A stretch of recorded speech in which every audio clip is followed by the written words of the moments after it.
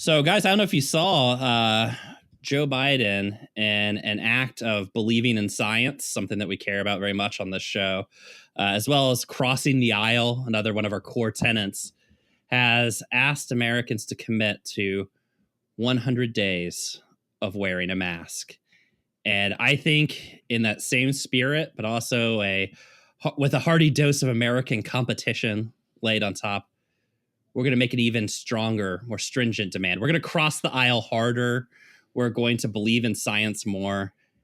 Starting Christmas Day, 101 days of wearing a mask. Will you commit to this, Greg? Well, that seems, yes, I'm all for it. You guys? Yeah, sure. Why not? No, listen here, Jack.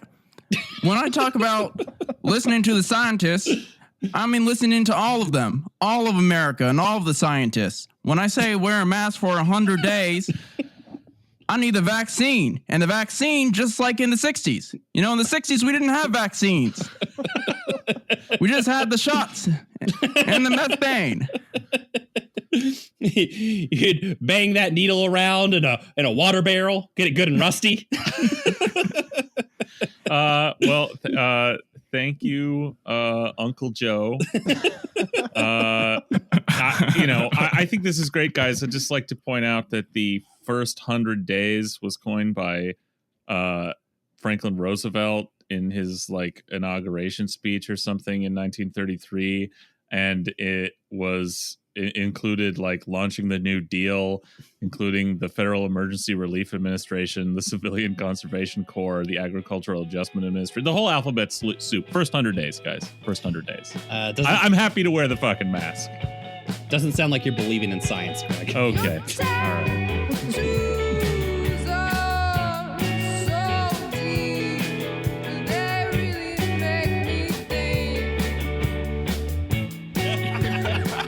right. I like Greg pretending like anything gets cut out of our episodes. Dude, I'm very choosy about Brian's jokes. Oh, no. Greg gives me a special cut of the episode to listen to that's all in there, and then publishes a different cut of the episode. Welcome back to Seattle Sucks, a podcast about hating the city we love. We're doing the thing again. We're back, guys. And again, and again, and again. It never ends. Honestly, that is what podcasting. Everyone who asks me, hey, do you have any advice for starting a podcast? That's basically what I say. I'm just like, the internet means regular content production. Yeah. If you're committing to just having this thing that it never goes away. Every time we finish an episode, I'm just like, oh, there's going to be another one of these fucking things. Step one, make a friend. Step two, lose that friend by forcing them to talk to you on mic for 2 hours a week. Speaking of friends who we're about to alienate, we've got our good friend, my good friend, Munya. He's here. A lot of tension in the room on that one, Greg. Munya is on the elected local council of Seattle DSA. He's an organizer in Afro-Socialists and Socialists of Color. The sometimes treasurer for the Sean Scott campaign, a veteran Bernie bro. Iowa boys. Iowa, stand up. An accursed tech worker. Undisputed victor of intra-DSA battles. And the reason we have him on tonight, the Zukov to Mayor Durkan's Hitler. Thank you so much for having me. Wow, what an intro. Yeah, thanks for coming. Thanks for being on. It's good to have you back. Munya's a good friend of the show this is probably your third or so appearance. Yeah, I think so. This is great. Yeah, thanks for having me, guys. Yeah, you've been on enough. You should elevate from friend of the show to champion for the show. Yes. I need that belt. I need the wrestling belt. Yeah, you do. I need that UFC. Yeah. No, I meant more champion in the medieval sense that you have to fight for us now. Yeah. If anyone tries to front, we just tell them, hey, we're with Munya.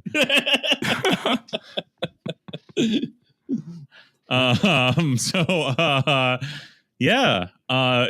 Guys, have you heard any big news this week? Is anything any big surprises? Any big shocking news that no one could have predicted? Anybody got anything? Munya, have you heard anything new?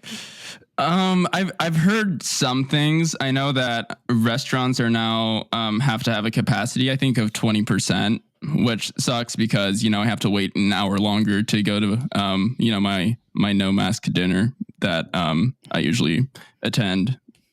So your weekly outing to Canlis. Yeah. Yeah.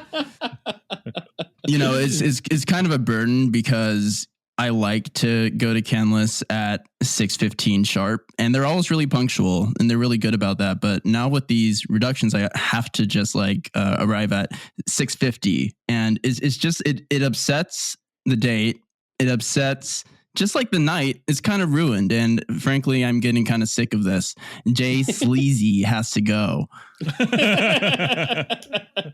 Well, I got news for you, Munya. Things are looking up because Jay Sleazy has announced that while she's not going immediately, she's apparently going soon. She is not running. In a shocking turn of events, Jenny Durkan, our friend, our first Patreon member, is not running for re-election. What?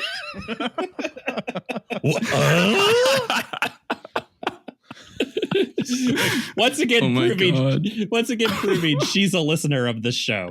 Yeah, she's been consulting with close confidants, consiglieres, her the sharpest political analysts in Seattle, and somehow or other she got the idea that she has no constituency in this town, and was also reminded that deep down she doesn't like being mayor and never wanted to be, and resents the entire turn in her career that she had to stoop to doing this instead of ever serving at a higher level in the federal government. What do you think, Munya? Reactions, first thoughts. Jenny not running for re-election.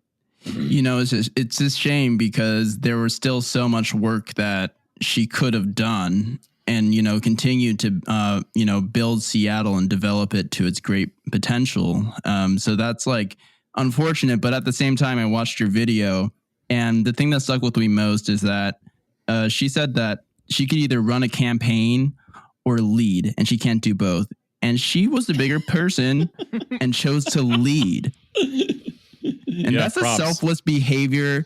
We look in leaders, people are obsessed with power. She came in and is just so dedicated to the city. And that's really what makes me just, have some hope in this world. Right on.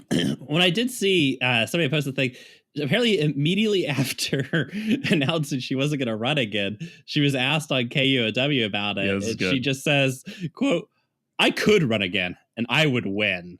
I just basically followed by, I just don't want to." Yeah. Well, the big time.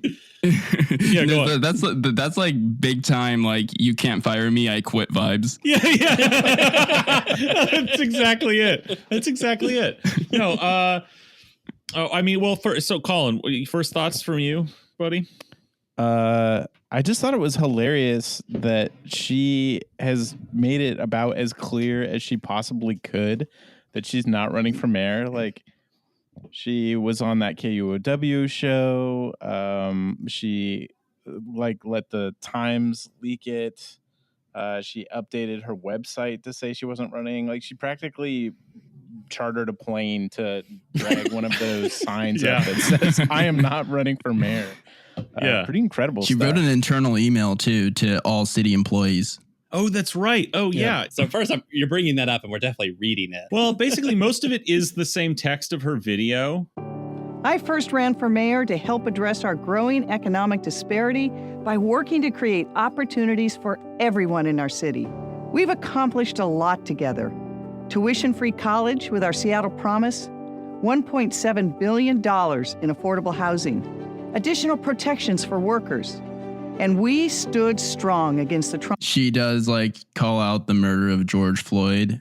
And like, wait, has- in her notice that she isn't running for mayor. Well, she's she like, does- Let me just begin with. Well, she does a like it's like a yearbook preface. She's just like sums up her 3 years. Like, it's been a wild ride, everybody. Like, we've had some good times. To protect immigrants, LGBTQ families, and BIPOC communities. We've had some bad times. But we know 2020 changed everything. The pandemic hit us hard. I'm proud Seattle has been a national leader in free citywide COVID testing, a moratorium on evictions, securing PPE, and doing everything possible to keep our community. We all grew together, you know? But we know stopping the spread of the virus, protecting jobs, and focusing on the economic recovery. Have a kick-ass summer. So, yeah, basically it ends Have a Kick-Ass Summer when she says, I'm so proud to have worked with you these 3 years, and thank you for all you have done, particularly in this last year. I know every one of you and your families have been impacted by this year's crises. Together, we will not only get through this, but we'll come back stronger, better, and more equitable. There was only one right choice for our city, doing the job. I've decided not to run for re-election because Seattle, we still have some tough months. Whatever the fuck that means. Maybe we can pepper in some of her in her own words from her video, but it's basically just that. I'll cut some of that into it. But yeah, no, I mean, no, that is a really good point, Colin. Like, this is clearly like a, been well planned and rehearsed for a while. Yeah. She's got an opinion in the Seattle Times right now, like unprecedented access, which to me is very interesting also after that Peterson opinion that they ran. Yeah. Mm-hmm. Well, can you believe the Seattle Times dropping its veneer of legitimacy? Well, it is this whole thing. And this is part of how, like, I mean, this makes sense in what we've been saying. I mean, I think it was Brian who first articulated it out loud like 2 years ago that Mayor Jenny was not going to run. I mean, before 2020, we've been saying this. And this makes sense in that conception of it because it's like, this is about everything about Mayor Jenny's time as mayor has been like about saving face on not just her as mayor, but like her entire life and career. Yeah. Like she had to step into this thing she didn't really ever want to do because her close ally in Seattle, Western Washington politics, Ed Murray, was found to have like abused his foster children. So, and she had to step basically in an emergency, to hold power for the sort of, chamber, the like, pink washed chamber sort of wing of the Democratic Party in this state. And like, this is, it's all about, rather than risk like, losing, obviously like that's not worth it to her. So this is about saving face, about like, yeah, no, let's wrap this up. And the establishment is letting her do that. That's all. Letting her like not admit to everyone that everyone hates her, but specifically because she's an establishment centrist, that there's just there's not enough stomach for in this town. It's interesting. Like, we'll get into this. But the one candidate who's filed so far is sort of the smart money for the sort of chamber backed candidate, which is that I'm hearing about, which is Lance Randall, who's a like political consultant and nonprofit guy. He runs a development nonprofit in South Seattle now, and is basically in very much in the we're bringing in investment, public private partnership to develop vibrancy and bring in like arts, and in the like Richard Florida model, tired neoliberal bullshit. And people are saying that this makes sense, that he'll end up being, and this may be true, he'll end up being the sort of chamber backed candidate, the establishment centrist neo-lib dem backed candidate. But a better way to look at this is that he already was, if that's true. because he filed back in September, early September, and to run. And, the headlines were this guy, South Seattle, African-American nonprofit guy, files to run against Jenny Durkan, by implication, the very unpopular incumbent that you hate.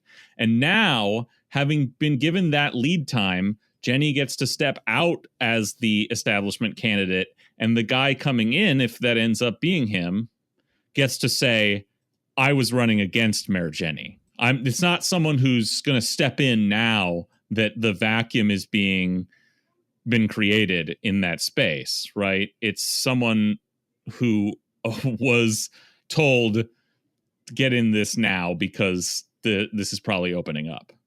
And you have to remember that this is a black man coming out of the largest protest movement since the late 60s. So, the implication there is like being a change candidate.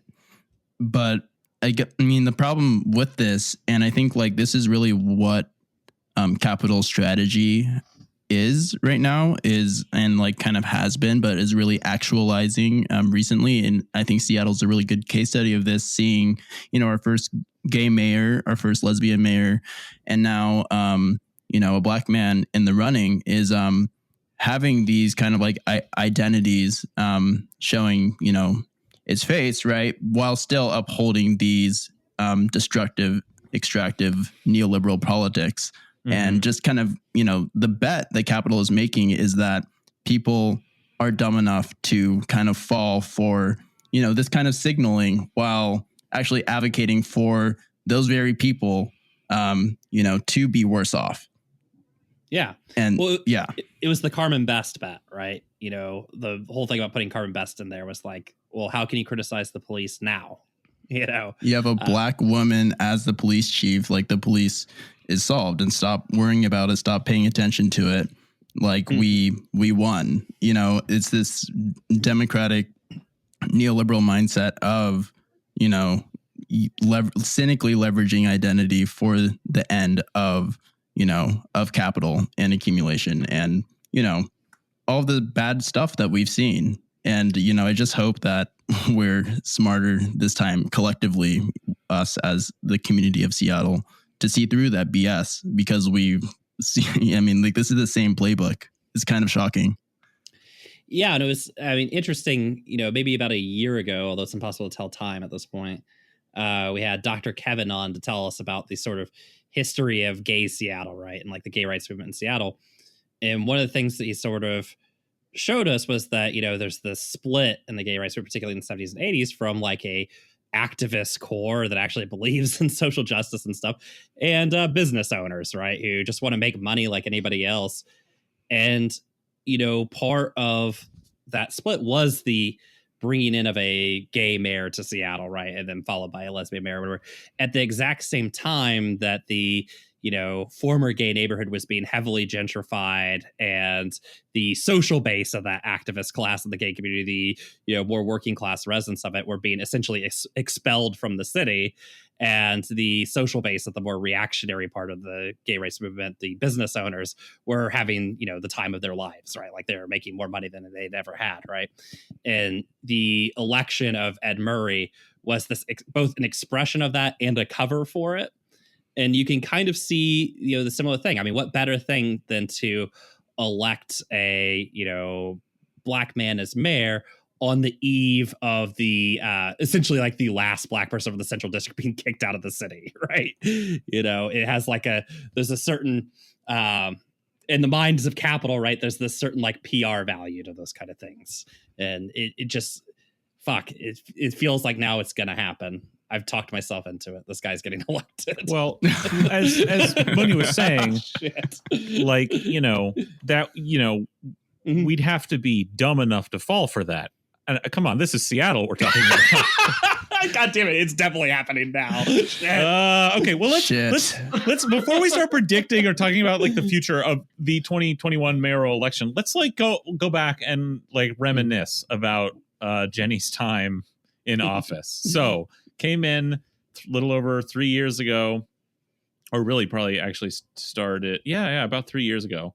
And again, after we had some interim mayors because had to throw out the last one, again, very like you can't fire me, I quit energy from Jenny. But I think we know the truth. Yeah, she may not want to be here or do this, but also this would be a very hard fight. And that's because like everything that's happened over the last 3 years here, like has drawn really clear lines, right? Like between the head tax was like a really early episode for Mayor Jenny, stepping in after the council unanimously passed it, doing a backroom deal directly with Amazon, basically to bring the council back in and kill it. And then locking herself in the elevator. Yes. Oh God, wait, what? Did that really happen?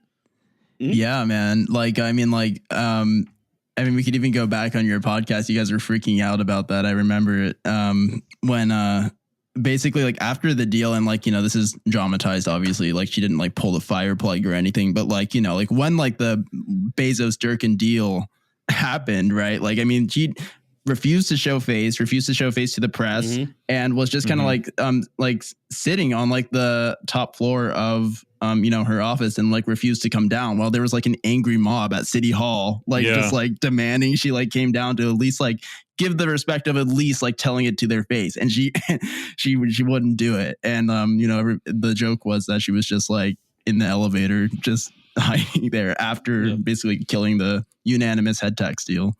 Well, and hilariously too, I mean, it was so funny that I can't remember if it leaked or if she just told the press that basically like, oh, I had a conversation with Jeff Bezos and now we're like killing this. I mean, it was so naked and obvious.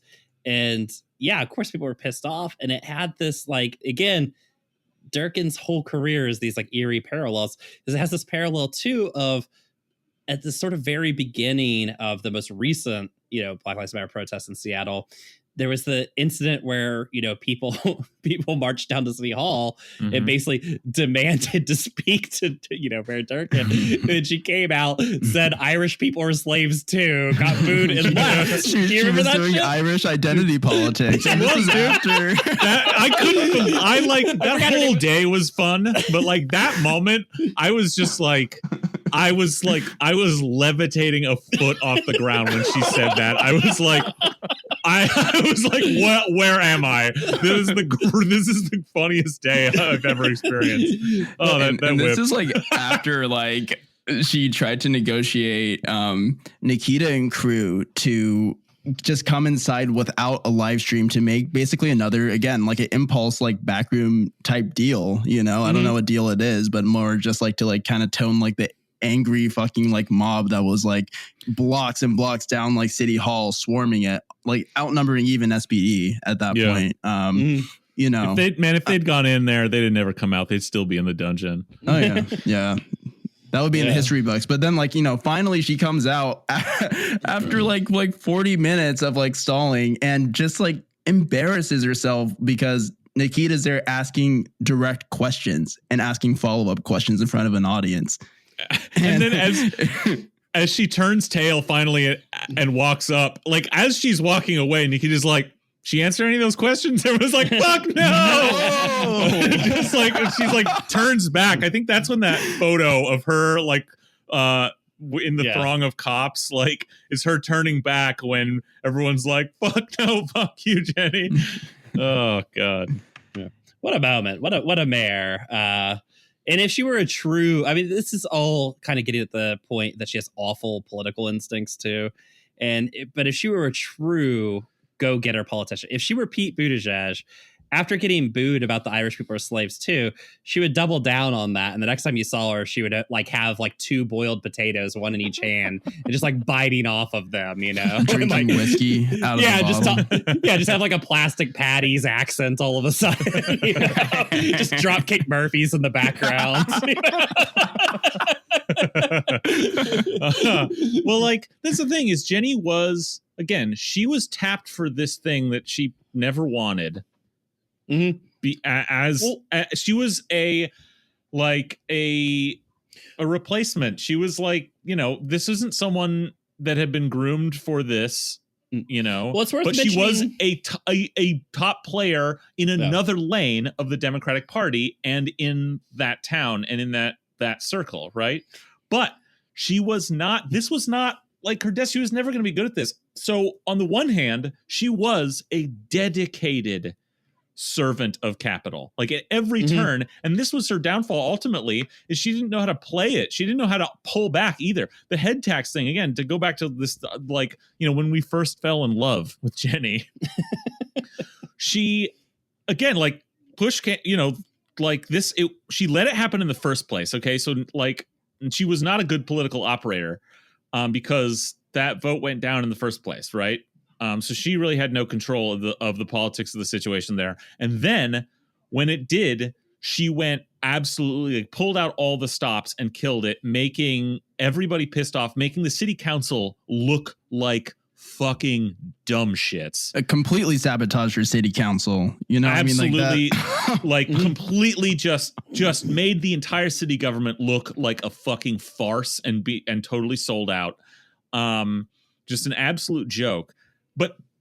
But it was because she just saw Capitol called and she just jumped and had no she did not have the chops to say back to Capitol, like, yes, I hear you. I'm on your side. We need to get this done. Here's how we operators do it, and be like, I'm going to do to pump the brakes a second. We're going to get this done. No, she would just always do whatever Capitol wanted but with no particular aplomb. It's like, you have to when you're like a technician, or you're in some kind of positional authority, you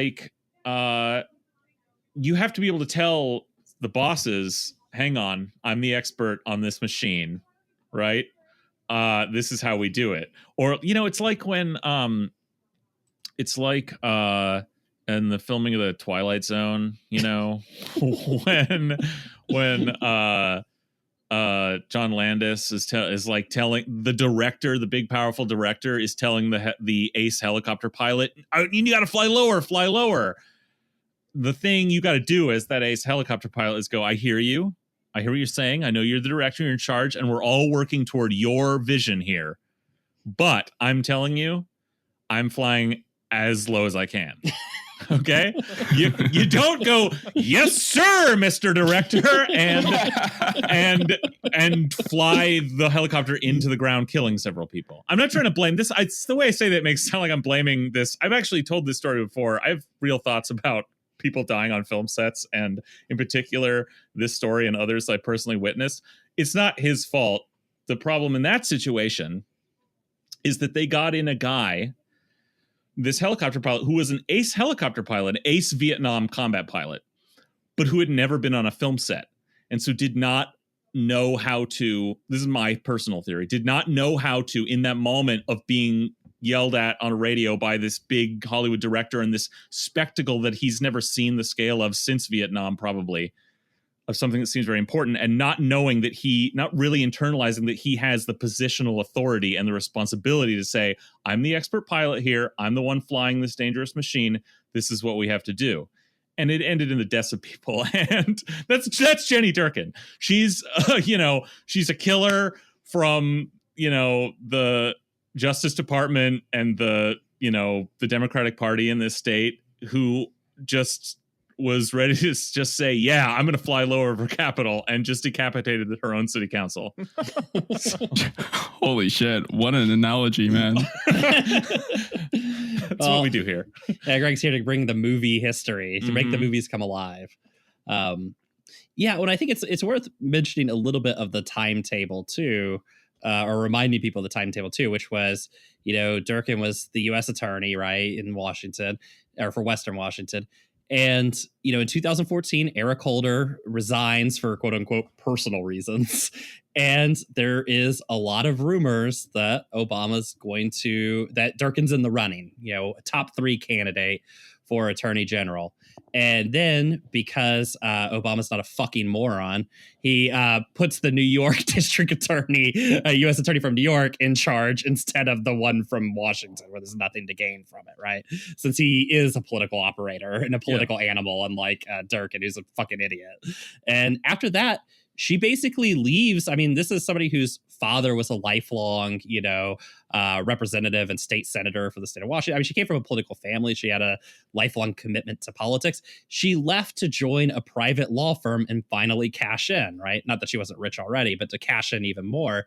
And that's what you do when you're retired from politics. That's how politicians retire. You join a law firm that's going to pay you a huge amount of money for your political connections. And it's only Ed Murray's, her personal friend Ed Murray's embarrassing situation that forces her back in. And that was the root of our argument that she doesn't want to be mayor.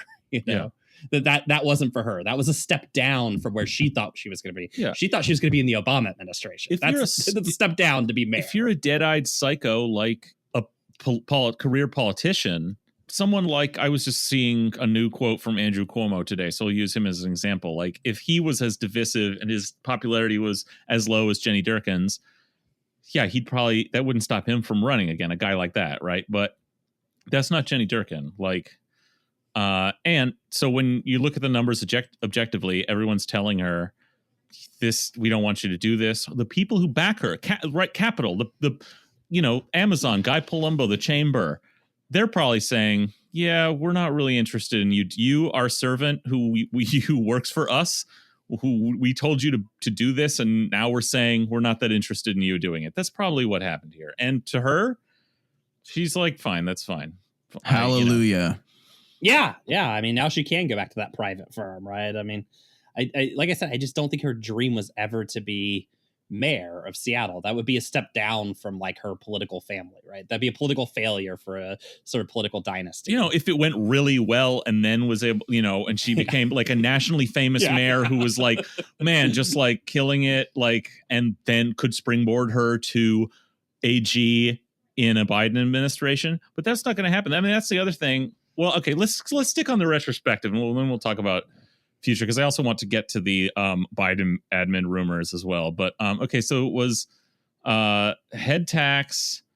Well, I do, even before COVID, I do just want, if you don't mind, have just like kind of a brief kind of like preface to COVID in 2019, where like basically, like, I mean, her administration and the Seattle police, were known for, a lot of homeless sweeps, and that continued during COVID. But, even before COVID, like, Jenny got the honor of having her work and impact of that work published in a book called The End of Policing by Alex Vitale. And this is on the chapter of homelessness. And if you don't mind, I'm just going to read like a brief excerpt here. Yeah, please. Go for it. Seattle has taken the criminalization of homelessness to extremes. After experimenting with various new laws, they settled on a new civil violation approach. Whenever a homeless person was found to be committing any of a number of minor crimes that often go along with being homeless, they were not arrested, but instead banned from a particular area, such as a park, a row of cheap motels, or even an entire neighborhood. In some cases, the ban lasted a day, in others longer. For those caught in violating the ban, the result was arrest and a longer and often more widespread ban. After several years, some people were banned from all city parks in major portion of the city. Catherine Beckett and Steve Herbert argue that this is a return to the discredited medieval practice of banishment as a strategy for managing the poor and unwanted. That was published in the book. Yeah, and I mean, it's interesting because the practice of banishment in Seattle, along with her practice of the sweeps itself, as well as the Seattle's use of sit-lie laws, I mean, part of Durkan and Ed Murray's, legacy is the continual court battles over these things, right? Essentially, pushing this shit, having it go to court, having it overturned, and then just resurrecting it in zombie form and doing it again under the idea that like, hey, the homeless don't have money to represent themselves, so what are they going to do, right? And prior to her, prior to the sort of current like Black Lives Matter, uprising in Seattle, prior to the COVID disaster in Seattle, I mean, what really sets the table is the attention around the navigation teams and how awful the fucking navigation teams were, as well as that fucking Seattle police contract that they had negotiated the winter prior to the uprising, right? That was as visibly bad, publicly was as visibly bad as the head tax debacle was for Jenny, and that it was very clear that they just railroaded this shit through. She once again was caught covering up. The Police Accountability Board had hired back a cop who had, handcuffed a woman in a domestic dispute and then beat her so bad in the back of his squad car that, he shattered her eye socket. And it was, of course, very shocking when this happened. And I believe 2016 that they fired the cop. Well, the Police Review Board basically said, oh, you can't fire a cop for that. That's just regular duty stuff. Hired him back and gave him like years of back pay to come back to SPD. Jenny covered up the fact that they had done that for a solid week in order to make sure that the SPOG contract got passed by the city council without people looking at it too closely. And, that shit like set the table, right, for people being extremely pissed off. I mean, that's why it was always funny when she would say like, look, we're all mad about this George Floyd business. And it's like, motherfucker, people are mad and they might be mad about George Floyd, but it's not just that, like as if you did nothing in this whole thing. And that's the SPOG contract is like it is in a lot of cities. It's instrumental in the entire way that the police operate, their power in the city, but certainly their protection against prosecution for anything, certainly in that case, or discipline for anything. And it's a key sort of piece of the puzzle in the consent decree, which she was a big part of as the U.S. attorney. The consent decree against SPD that we know, we've talked about many times in the show, that she, even during that process, ostensibly one where the Obama Justice Department was trying to, bring SPD to heel for its myriad abuses. She, as the agent of the Obama administration, we know was really trying to water it down and cover for the police at every turn. And so you can look at that as the reason why she was picked by the establishment as this is who we need the mayor in as the mayor. This is why Capitol was able to say, this is someone we can call on. This is someone this is a bag woman who like does the job when called upon, who stood up there in front of the, ostensibly the country and the city as U.S. attorney, supposedly cracking down on police violence and actually, covering their asses. That's who we want in as mayor. Yeah. Right. And I mean, like, it's just such a ominous backdrop to what we're diving into, which is a COVID-19 pandemic, and just the handling of that, like, coming in, being compared to medieval banishment tactics, coming in like with the SPOG contract and, the legacy of being attorney general. And then, thinking that naively, I guess, maybe in March that contradictions would just be too stark. There's no way that sweeps could happen during the pandemic. The idea that housing even as a human right was even like back on the table. I mean, like that was what was kind of being talked about, and oh boy, was that a ride? Mm-hmm. Yeah. I mean, at the same time that Jenny, along with Jay Inslee, were being praised literally nationally for the rapid response to COVID-19. They got the press because they were the first cases really noticed in America were here.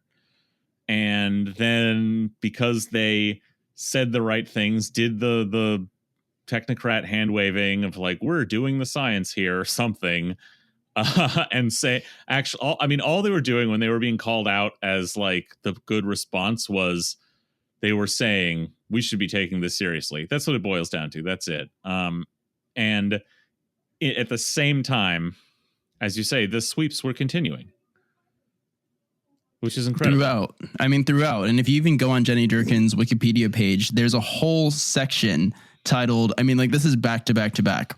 Workplace conduct, homeless sweeps during COVID-19 pandemic, handling of George Floyd protests, and failed recall attempt. Those are the last three major bullets on Jenny's Wikipedia. Yeah, and failed recall attempt is kind of funny because it took a judge to essentially give Jenny a reprieve and basically throw the recall out. But the thing was, do you think she said to the judge, look, I'm not going to run anyway? Dude, they're legitimately that probably happens. Yeah. No, I almost certainly. No, don't. That is actually how politics works. Yeah, she didn't have that conversation, but someone fourth hand had that conversation with the judge. Yeah, these are the gentleman's agreements, right? That people are allowed to have their graceful exits or whatever. Mm-hmm. But the interesting thing was, we talked about the sweeps, we talked about the SPA contract, everything like that. In COVID, and it all comes to a head because COVID's the sort of initial shutdowns, although it wasn't really shut down around COVID, had gone on for maybe a week or two.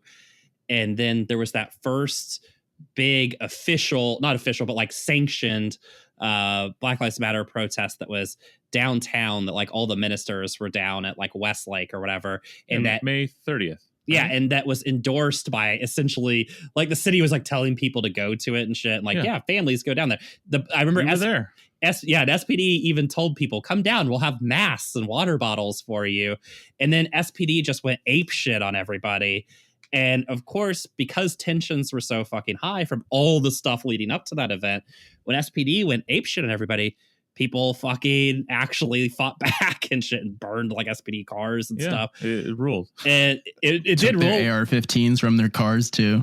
Yeah, we were there. It was so funny. We were literally right in the intersection when that happened. And somebody's I think somebody's shooting. I'm oh, stop it. That's fireworks. And then immediately started walking up to the SPD car, do like a giant goon. But I remember, dude, just to reminisce, we were standing there watching the line along Pine. Okay, the police line. They were on 6th or whatever, 5th. Must have been. It would have been 5th and Pine or something. Yeah, it's right. Is one block basically east of Westlake on the north side of Westlake. Yeah. So, but the police line was on Pine there, I think, and we were standing just half a block south of it on 5th, I guess it would be 5th or 6th. This episode's called Seattle Maps. Most people are just walking toward Westlake, just walking along. Mm-hmm. And there's there's a group of 20 people shouting at the cops because the cops are all there. And, there's certain cool people when they see a bunch of cops behind a fence, they start yelling at them and certain heroes. And everyone's just everyone's just thousands of people just marching down to Westlake, just strolling. It's not even marching, just strolling to Westlake. And then they start fucking launching gas into the crowds. Why? Yeah, wild thing to see. Totally pretty unexpected. And remember, macing a kid in the face too. Yeah. That was the thing. They were using pretty widespread use of gas and stuff at an event, again, that they encouraged families to come to. There was shit tons of people there. I imagine Durkan, and what she tried to portray it as after the fact was anarchists gathering downtown. But after this was the night of the 4:55 curfew for 5 o'clock announcement. Yeah. And I remember, we walked into, so they started gassing people at that intersection. And then I was okay, well, instead of just sitting here getting gas constantly, let's walk into Westlake Plaza and just see what's happening. And it was this surreal moment of people watching, some minister on stage, going on about how hey, we got to have understanding, the usual kind of reform shit that you get. We got to have understanding. We got to do whatever. And the whole time he's giving this speech, all you hear, because it's big buildings everywhere, is just an echoing boom, boom, boom of all the fucking blast balls and fucking tear gas canisters. Christ. The police are shooting, which I remember thinking it was incredibly funny that this guy didn't think hey, maybe in this moment I should divert from my pre-prepared remarks and make a comment about what's actually happening right now. But it was this very surreal moment of I just been like, holy shit, like, I don't know that people in the city are going to take this. This is extreme, even for Seattle. I mean, they invite, like, the city basically invites all these families down here, and then SPD just goes wild attacking them. And it was, I mean, that was maybe my first inkling that Jenny's time was done. Yeah. Well, no. Yeah. I mean, again, we were saying that. Not about her running for reelection. I'm just talking about that, like, her time as being anybody that has like any influence outside of like the Seattle Times is done. And the city council is going to turn against when her. Asked why they did the curfew and why they sent out a notification of a curfew at 4:50 for a curfew that started at 5 o'clock. She's like, her answer was, well, that's what we were advised to do by Seattle Police Department. So we did it. Yeah. So it's like, Awesome. You invite the families down, the cops beat the shit out of them, and then you give them the power to arrest anyone there and say, well, they asked for it. Yeah. Well, people are essentially asking you who's in charge of the city, and her response was, well, the police, of course.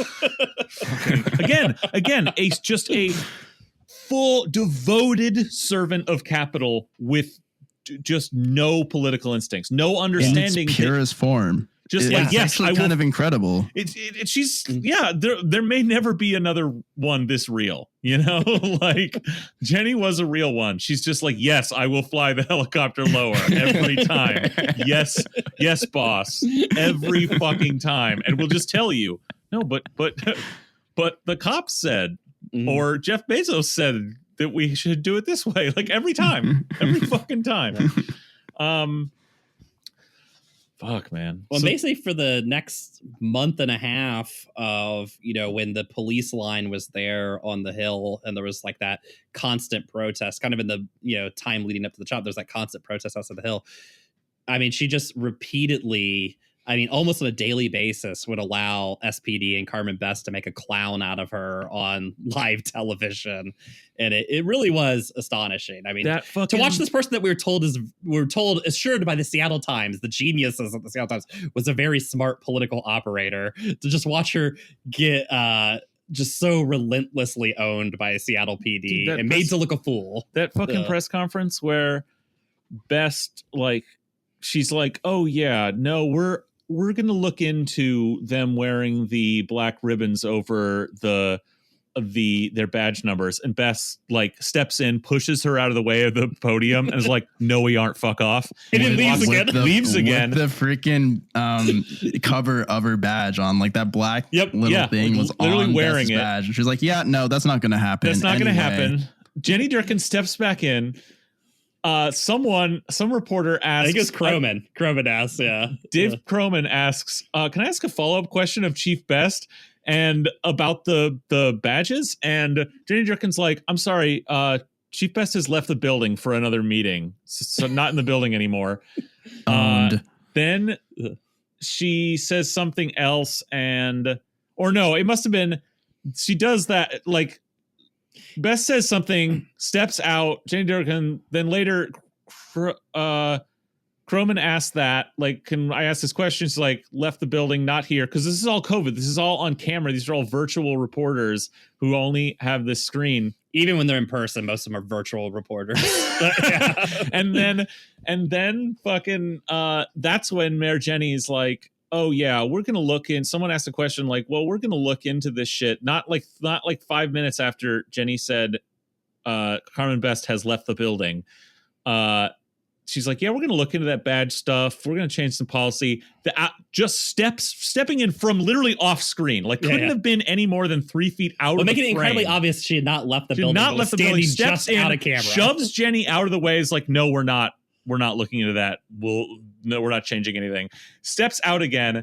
Then someone, maybe Croman again, asks, can we have a follow-up question? And Jenny Durkan totally just flat affect, oh, Chief Best has left the buildings. Twice, she says, like, incredible. It's just made to look a fucking clown. It was truly incredible. And just since we're reminiscing, I just want to give a toast to all the reporters from Cairo and Como and stuff. Oh, yes. They would watch that shit happen in front of their eyes, and then it would get to their question. Their question would be, Miss Durkan, could you describe to us the perfect Sunday? You know, or like, what's your because favorite they're all flavor like of ice Jenny. cream? They're servants of capital, Of right? So course, what's turning in their mind is, okay, so I'm savvy enough to see what's going on here, blah blah blah. But how do we best spin this for the public? You know, but like most other operators in our political sphere, they have a certain amount of like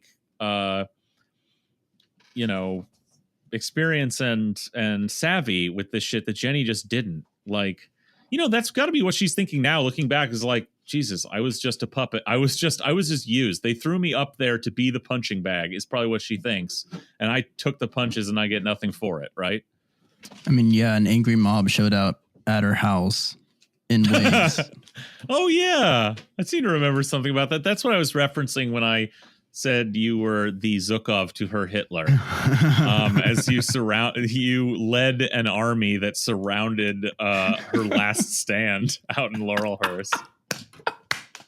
Surrounded her bunker.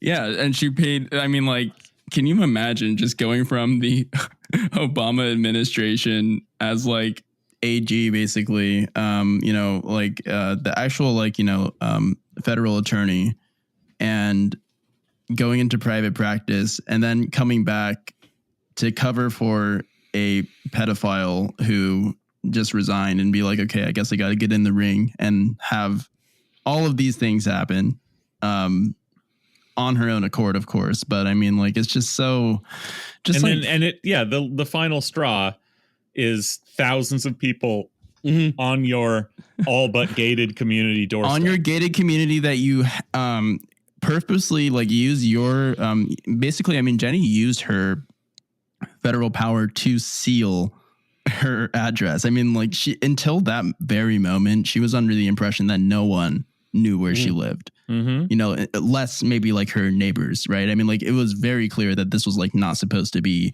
an address that she knew. And I think that, to be a mayor who people will go out of their way to find a federally sealed address and have like a angry mob show up at their house, like protesting like everything that she stands for, shit, like Frankenstein shit, like people with pitchforks and torches, like graffitiing her like at her gate, mansion. Like, oh my god, Yeah.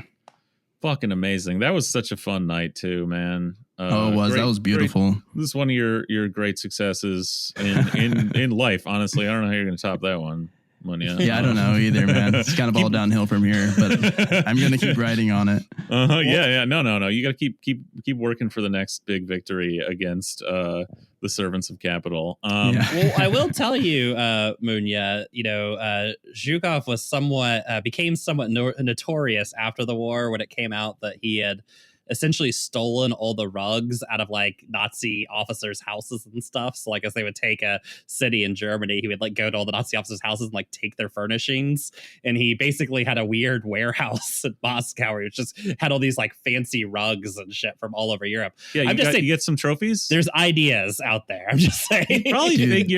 He's probably figuring like he'd have to like open a shop. He'd like end up getting he wouldn't last in the Red Army after the war. Like he'd end up getting politically canned and have to like open a shop somewhere, No, I just like to think that it's a good bet. See, that's what you call a savvy operator, dude. As yes, you've been saying, Greg. Like that is hedging your bets. Yeah, absolutely. You always have an exit strategy. So what did you steal from Jenny's house is the real question. Well, I just like to think, in my mind, I just like to think that he had a weird fetish for rugs. Like he would just go in there and just rub his face. Rugs is like oddly specific, like that's.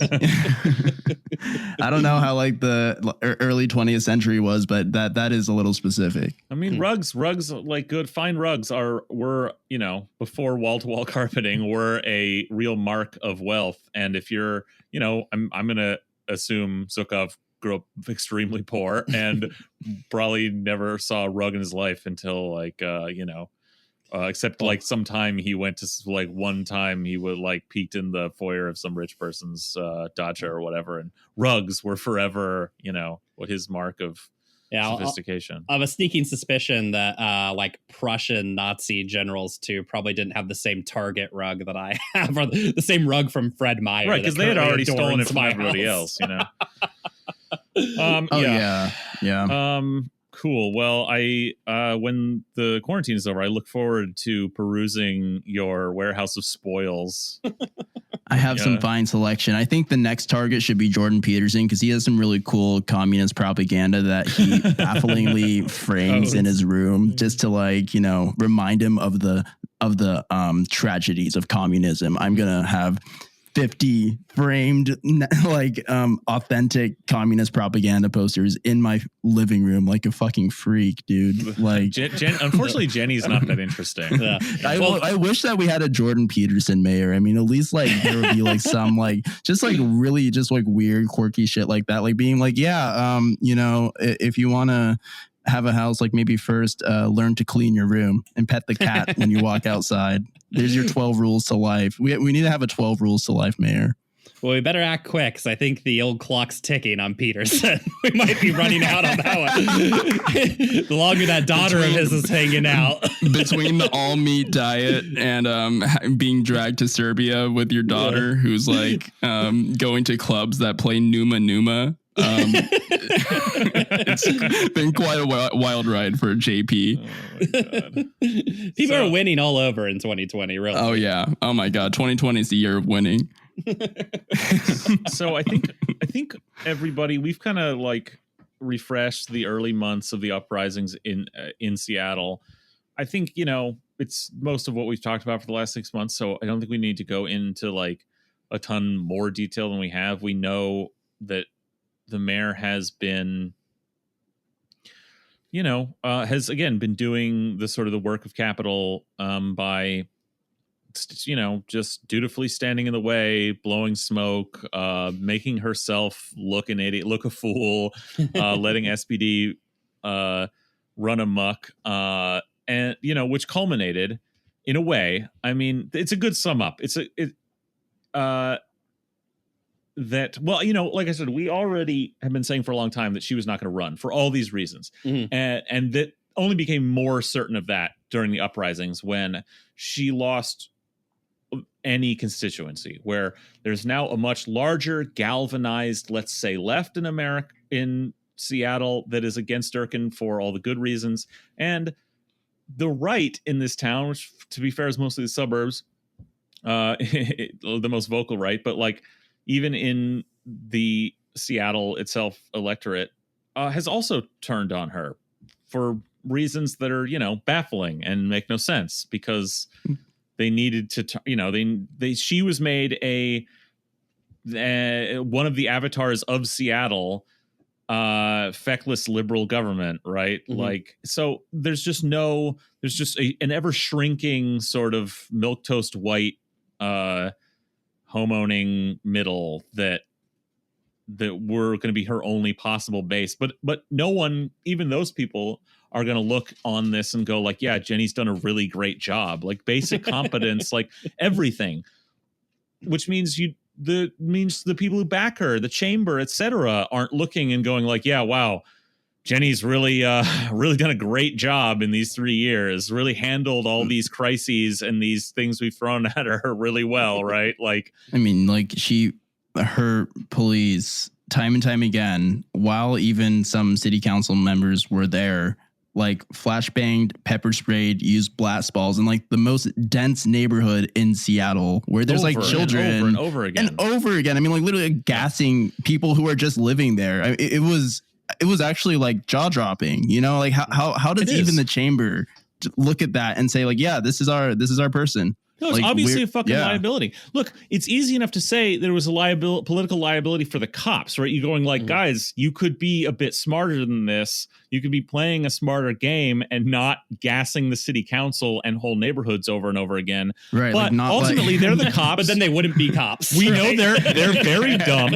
No one expects them to be any smarter than that. Capital doesn't demand that they be any smarter than that. And they are totally insulated from accountability. But a politician, even a dutiful servant of capital, is ultimately expected to have a little more fucking savvy and a little more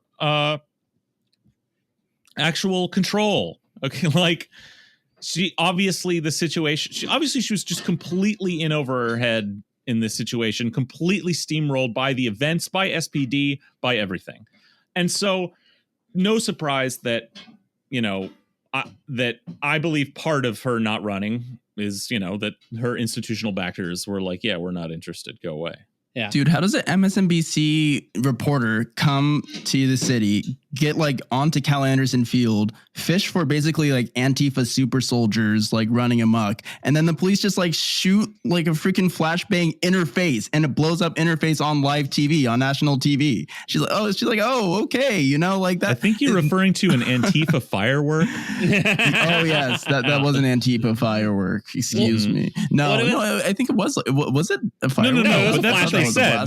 That's what it was. But they tried to like on air. They tried to play it off as like, that looks like fireworks, and it's like nobody in the world believes no, it was that, like buddy. Clearly not. Yeah. And I think you can even see it coming from the police too. I mean, and that wasn't the only reporter the police like shot on air too. I mean, that was happening in other cities, but definitely happened here. Yeah, I mean, it was this thing of Seattle. She turned Seattle into this like almost avatar for the unrest of the Black Lives Matter movement, right? Like everybody got to see it almost every day on TV. Or whether that's really her fault, she dealt with. Yeah, could not have dealt with it worse. She dealt with it I don't mean terribly. even and just that's in what terms I of mean. right or wrong. I mean for exactly. capital. For capital. Yeah, and whether it was Exactly. her fault or not, it didn't matter. Her her political fucking futures were down the toilet too. And I mean, all of it was sealed by the abandonment of the East Precinct, which continues to is really going to be her legacy in this whole thing. But I want to sort of ask this question. Well, this is when that was when the question first came up, and the response was, "We're thinking of a Thelma and Louise moment." Right? Will you and Bess be sticking around after this insane lapse of control, judgment, whatever, just this absolute catastrophe of governance of the cops just walking away from a precinct because they want it to burn down? So are you going away? And they're like, nah. Yeah. Except we thought about it, and we thought about it. Yeah.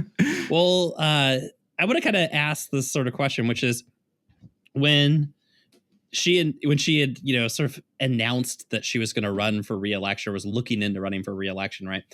On the show, we had long held the view that she wasn't going to run, and so when we talked about it, we said, well, okay, none of us believe she's actually running, but why do this? And it was like, to make sure that the donors are all in line, all this kind of stuff. But one of the ideas we had is, well, of course, if she thinks that she's going to get a position in the new Biden administration or some future Biden administration, she has to announce that she's running for re-election, because otherwise she's a fucking loser, right? And there's no room for losers. Well, even just in the context of her mayorship, like to announce that you're a lame duck like that far ahead doesn't make sense. So you have to go through the motions. Yeah, you're politically dead in the water. You don't want to say that. And like I said, if she was gunning for something in the Biden administration, of course she would announce that. Now, here's my question: is the fact that now, so far ahead of the election, she's already conceding she's not running, is this a sign that she's sent her feelers out or whatever to the Biden administration, and they've essentially responded? Probably Who? They told her some story about a guy named Potato, and then just let it drop, like let the phone call drop. Yeah. What do you guys think? Well, I think back to when Biden first got called for the victorious national election, and a BBC reporter tried to approach Joe Biden and ask him a question. He goes, "BBC, I'm Irish," and then he leaves. Hell yeah. Okay, wait. How did I not vote for Joe Biden? That's the coolest thing I've ever heard. I know. It was awesome. It was probably the best thing that we'll ever see from Joe Biden. That's awesome. The English are filthy. So you think he'll have? You're thinking solidarity with Jenny? I'm thinking Irish solidarity. Irish solidarity. I hope so. That would be awesome. I hope they meet over a potato. Colin, are you? Oh, go on. What you're saying, Ryan? Oh, I'm just saying. I hope that out of Irish solidarity, they meet over a potato and just bond, and she gets back into the good graces. I mean, we did suggest that because of Biden's unique skills, shall we say, that she might find her way back into the like U.S. Attorney's office by him just remembering, By just showing up there and being like, "Hey, I'm your," in sight of other staffers. Yeah. Like, "Hey, yeah, I'm your thing." And he's like, "Oh yeah, you are, sure." Yeah. Like, I'm the U.S. Attorney for Western Washington, and Biden, because he can only remember things from a decade ago, being like, "Yeah, that's true." Yeah, like, exactly. I remember that. Well, I mean, Colin, you have any predictions on this? I think now it is possible that we'll find out that she has some gig lined up. Yeah. I mean, look, it is possible. We've said no previously. I said I could see it happening. That's right. You've said you could see that. I mean, I could see it happening. We said on the stream on election night, on Day's stream, you and me, Brian, we were like, no, we laid it down. It's not happening. Yeah. And I am very much sticking to that. No, I legitimately think her coming out and saying I'm not running for re-election is not her saying I have a position in the Biden administration. It's saying I now know for sure that I don't. Yeah. So there's no reason to continue the charade, Yep. right? I'm done. The last minute, like they've been preparing this simultaneously with whatever bid she was making for the Biden administration, which I don't think she would even take U.S. attorney. No, it'd have to be something good. I think it'd have to be something bigger. That, not necessarily cabinet level, but she wouldn't go back to U.S. attorney. Yeah. Not that they would. I'm not saying they would even have offered her that. Yeah. Because there's other people. So for all the reasons that we said before, not happening, like she doesn't matter. She obviously sucks. She is she has like blown her time as mayor like so completely and totally. Like it's easy to say like, yeah, we hate her. But like we hate a lot of people who the Democrats keep bringing in. But like Jenny Durkan is not Rahm Emanuel. Okay, yes, Rahm Emanuel is a monster, but Rahm Emanuel is like also a serious political operator with a power base within the Democratic Party and even in the city of Chicago, which he was a miserable mayor of, covering up fucking cop murders, closing down schools. But he did that in a way that didn't make him look like an asshole to the people who matter. Okay. And Jenny Durkan has not done that. Jenny Durkan sucks. She was always a nobody loser who doesn't matter. She was probably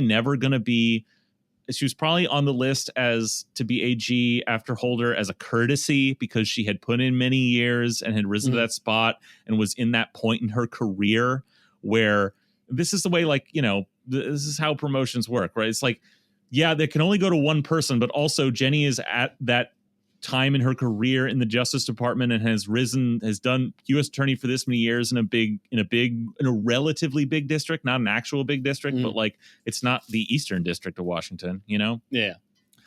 So as a courtesy, this is never going to happen. She sucks. People hate her.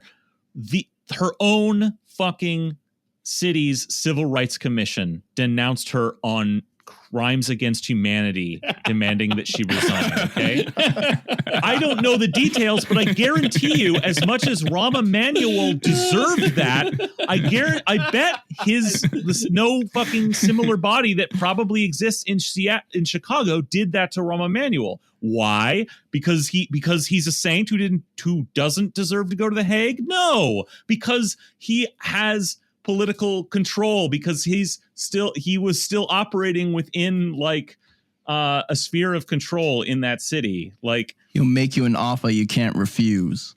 Yeah, because the establishment was behind him there. Yeah, he could hurt you politically and economically if you go after him, right? Whereas Jenny has nothing. She's abandoned at this point. She's been abandoned because she's not useful, because she's a useless, mediocre idiot and always has been. Because she's a loser. She's a fucking loser. And the fact that the whole point, the reason things like human rights commissions exist is to not denounce the mayors. Okay, like that's the reason a body like the Seattle Human Rights Commission is ultimately allowed to exist in a neoliberal framework by capital, is because it's like, look, the city has this, and it's not saying we should have Rahm Emanuel executed. So obviously he's vindicated in everything he does, right? Like that's the basic parameter here. The fact that that they felt comfortable, they felt compelled to step out and do that means the entire establishment had turned their back on And I'm not even saying that those individuals on that commission are like stooges of the Democratic Party or Capitol. I'm saying this is how the system basically works. Well, nobody was willing to step in on Durkan's behalf and tell them, no, you can't do this. Exactly. Yeah. Or threaten their careers or livelihoods or whatever. Just make it not happen. Yeah. Right. And I think the LGBTQ commission also denounced Jenny shortly after. They shortly followed. Everyone's like, oh, I get the message that so it makes so when that Blood was would make you ask like, oh, well, why didn't they do it years earlier? Right. Why didn't anyone do it years? Because there's all of politics to this. So no, I don't think she was ever going to get that, but of course has been playing it out. Like, again, why she wasn't, why she said she was running. Like, you just don't like give up. You gotta this whole exercise is her preserving face, right? And yes, she wanted a job in the Biden administration, probably something to erase her time as mayor and to put a final real capstone on her career serving her country. Her Wikipedia page doesn't end with three successive scandals. Exactly. And she's not going to get that. And this timing, I think, cements that, right? Because it's like if it was the other thing, then you'd have heard buzz about it. Her name would have come up. There'd have been reporting on it. And very possibly, very likely, the first you would be hearing about it from her would be in the announcement that it was coming out, or her having to answer questions about it in the press about a job. That hasn't happened. That's how that stuff works. Either like an actual announcement from the transition team and her jointly, or her having to answer for it in the press. Like, hey, there are rumors you're on the list to be selected for this, blah, blah, blah, blah, blah. Mm-hmm. That's not what's happening. So I mean, she's not announcing this now when there's still a chance then, right? Like if it's still like, well, it's up in the air. I'm 10th down on a few lists. It could still happen. They're talking like I've been reached out and vetted and they're saying, yeah, hold out. There might be a lower level position for you. No, because then she wouldn't be saying I'm not running. She'd be, again, keeping this ball floating long enough for this to play out. So no, I think it's over. And this is the same day, right? I mean, like this news, of course, of Jenny running for reelection, that kind of dominated the press. But another thing happened today, too, which is the Western Washington District Court judge ruled that the city of Seattle had violated the consent decree on 4 counts by using quote unquote so-called crowd control weapons during the George Floyd protests, like on the same day that she announced that she wouldn't seek reelection. I mean, like it's over. Yeah. I mean, that announcement that they had consciously violated the injunction, it's one of those things of like, okay, well, what's the obvious next step to that, which is who told Seattle PD to violate the court injunction, right? Which is of course gonna be Jenny and gonna be Carmen. Carmen doesn't care because she's fucking working for Blackwater now and shit. Like she don't give a fuck, dude. She's joined the unaccountable mercenary army. So chilling with the Pinkertons, listening to Weezer Pinkerton. She's having a good one. She's Pinkerton all the way through, Pinkerton all the way down. She's literally left SPD to become a literal mercenary and a figurative one on television. So she doesn't give a fuck. And I mean, ultimately, once Jenny goes back to her life of being having a net worth of $180 million or whatever, she's not going to care either. But but again, that decision, right? The courts, all this shit, the death knell. The federal courts, Jenny, when she was supposedly prosecuting the consent decree as U.S. attorney, the federal courts, they are all designed to keep the power of the police in place, okay, and not have anyone suffer for any of this. And the fact that this is being allowed to come down again, just means that Jenny's done for, like people, they're turning their back, right? Well, it potentially means too that they have a patsy or a fall guy for the debacle of SPD, right? Which is her. Yeah, her. Yes, exactly. She still has a job in the Democratic Party, and it's job on the way out. It's the fall. Yeah, it's. And honestly, fair enough. She's been responsible for SPD's conduct over the last 15 years pretty heavily. Yeah, it's important to connect that case or that judge's ruling with Jenny's announcement, because I mean, there's no way that she didn't know at the time of the announcement that this was coming down and everything. So I think, like I said, the writing's on the wall for her. And it was, as much as we love to think of Seattle, we call Seattle America's first city. The thing is, Seattle's still kind of a backwater. I mean, that's what sort of stifled her ambitions during the Obama administration. And you can't be she's not a mayor of a third tier city, but it's definitely not a first tier city, probably solidly in that second tier. And the thing is, you can't be in a city when it's fucking up this bad. Well, and also have no capital. Political skills or usefulness. Okay. And haven't amounted to anything. So Right. I think she's just dutiful servitude to capital in the Democratic Party is not enough to play in the biggest leagues, you know? Yeah. It'll get you far. Just not. It got her very far. Very, very far. Yeah. And I don't want to downplay that. She did a lot of damage in her career. Yeah. She's a very bad person, responsible for a lot of bad things, and she should be put on trial for crimes against humanity. Yeah. Deserves every bad thing that happens to her in life. Yeah. Yeah. But I mean, Jenny, we hardly knew ye. You know, just like kind of reflecting just like on Jenny's time, I just like couldn't shake. And this is just like the whole day. I've just been like hearing in the back of my mind Green Day's Good Riddance. I just like, I just hear, it's something unpredictable. In the end, it's right. I hope you had the time of your life. Just Oh my God, that rules. It's perfect. Do you remember when RBG died and Donald Trump was on that tarmac and like Elton John was playing in the background? Genius. He's a genius. Yeah, I hope that same thing happens with Jenny. I hope that as she's giving the peace signs and heading out the door, that Green Day is playing in the background. Doon. Yeah. Oh my God. Well, this has been truly a beautiful remembrance of someone we've come to love very deeply. Thank you, Munya, for helping us work through all these feels we have on the day of this momentous news.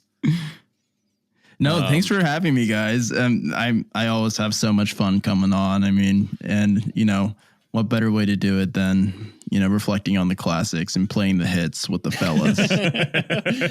Well, it is kind of funny, you know, sometimes Jenny can appear as this sort of astonishing mediocrity. And it's sort of like one of those bands that, you know, you're aware they're popular or whatever, and then maybe somehow you end up at a like live show, and all of a sudden you're like, wow, they got a lot of hits. Like I just never like wait, they have that one?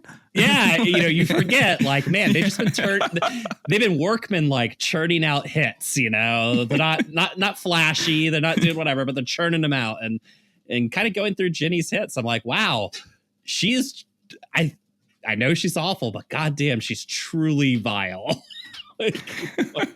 Yeah, really, really, real scumbag. Yeah, Durkan. Jesus Christ. I mean, that is the, you know, that is how I will remember her, like a scumbag, but just an absolutely dude. Like she will hear that whistle blow and run out, like hop out of that trench into that line of fire for Capitol. You know, they call, they say jump, she says how high.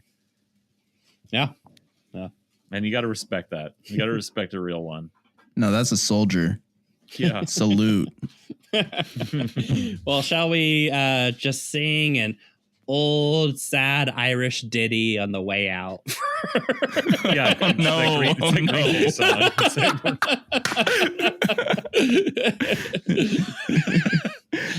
Oh God. Yeah. All right, everybody. This has been fun. We hope you've been enlightened by this remembrance of Jenny. Thanks for tuning in. Thanks again, Munya. Thanks, guys. Yeah, thanks, Munya. And by the way, let me just do a little because we do have new patrons. Oh, we have some new patrons. This is kind of like, you know, when Bernie comes on after like a really cool band plays for him. He's like, I'd like to thank the Joyce Mana band with like a crumpled up piece of paper. Munya, would you maybe like to do a Bernie impression and thank Richard and Austin for becoming patrons? I find it funny how Richard and Austin could afford a Patreon subscription to Seattle Sucks, one of the best podcasts in Seattle. Yet Thousands of people cannot listen to the premium episodes.